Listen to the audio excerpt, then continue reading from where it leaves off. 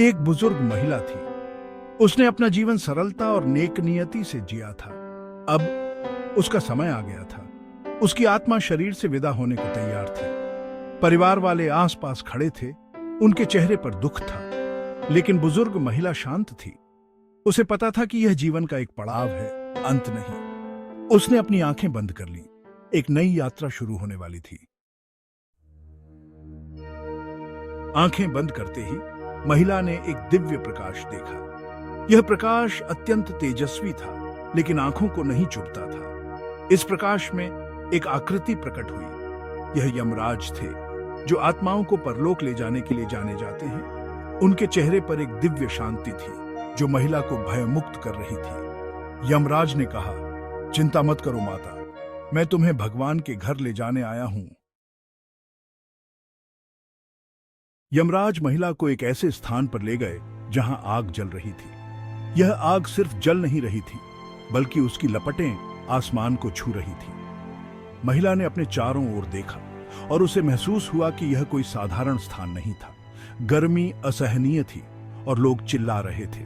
उनकी चीखें इतनी दर्दनाक थीं कि महिला के कानों में गूंजने लगी। हर तरफ लोग पीड़ा में थे। उनके चेहरे दर्द और यातना से विकृत हो चुके थे। यह नर्क था, जहां बुरे काम करने वालों को सजा दी जाती है।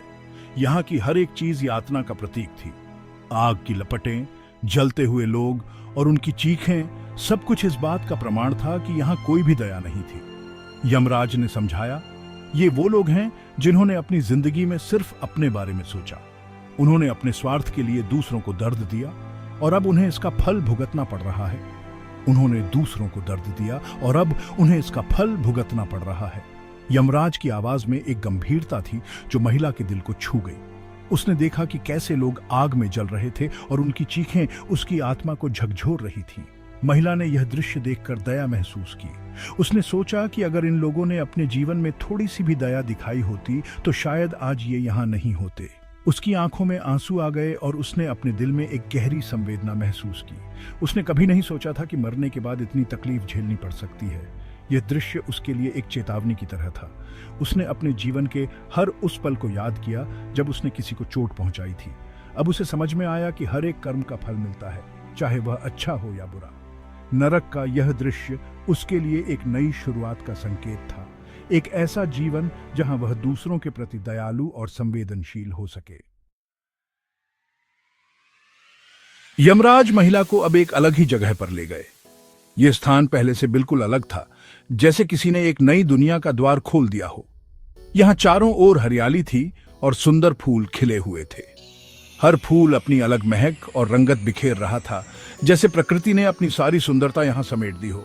लोग हंस रहे थे, गा रहे थे और बहुत खुश थे। उनके चेहरों पर एक अनोखी चमक थी, जैसे वे किसी दिव्य आनंद में डूबे हुए हों। हर कोई एक दूसरे के साथ मिलकर खुशियां बांट रहा था। यह स्वर्ग था, जहां अच्छे लोगों को शांति मिलती है। यहाँ की हवा में एक अलग ही मिठास थी, जो मन को शांति और सुकून देती थी। हर कोने में एक अद्भुत शांति और संतोष का अनुभव हो रहा था। यमराज ने बताया, ये वो लोग हैं जिन्होंने अपने जीवन में अच्छे कर्म किए। उन्होंने निस्वार्थ भाव से दूसरों की मदद की और अपने कर्मों से दुनिया को एक बेहतर स्थान बनाया।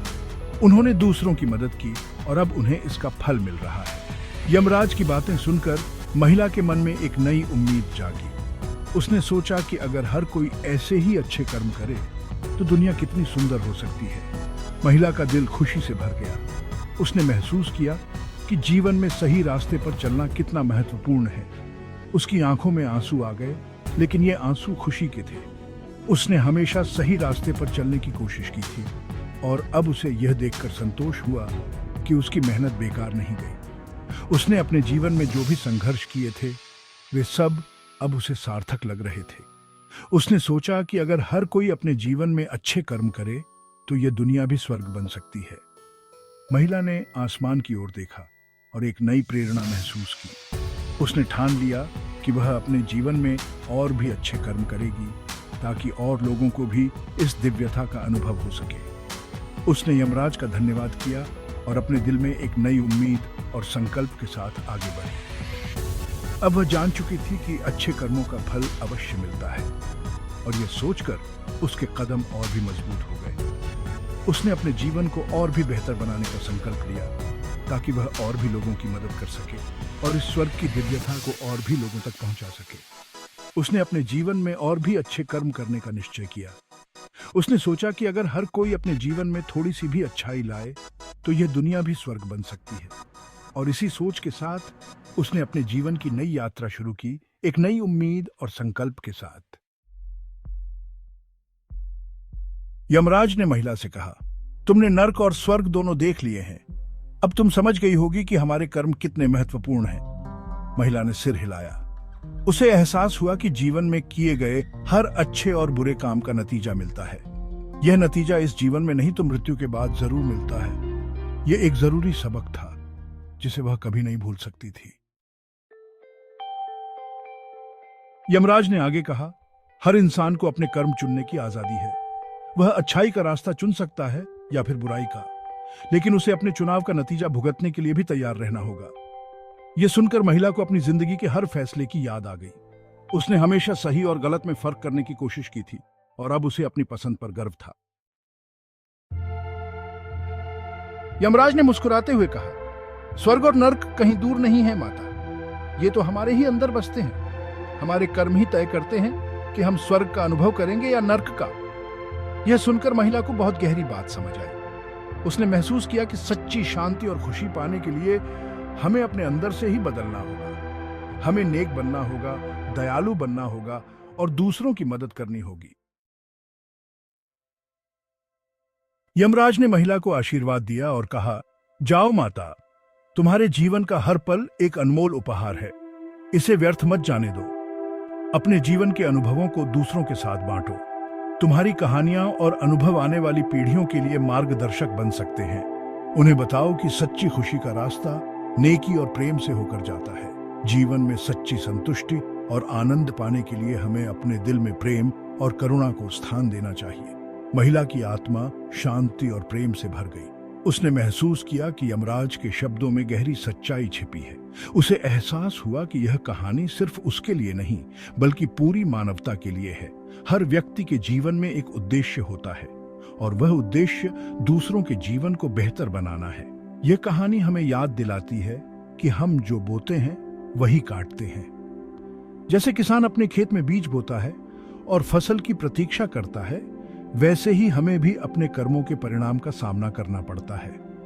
इसलिए हमें हमेशा नेक रास्ते पर चलना चाहिए और दूसरों के साथ प्रेम और करुणा का व्यवहार करना चाहिए। जब हम दूसरों के साथ अच्छा व्यवहार करते हैं तो वह अच्छाई हमारे जीवन में भी लौटकर आती है।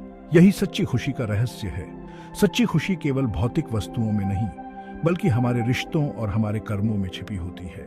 जब हम अपने जीवन को प्रेम, करुणा और नेकी से भरते हैं तो हम सच्चे आनंद का अनुभव करते हैं। यह संदेश हमें याद दिलाता है कि जीवन का हर पल अनमोल है और हमें इसे प्रेम और करुणा से जीना चाहिए।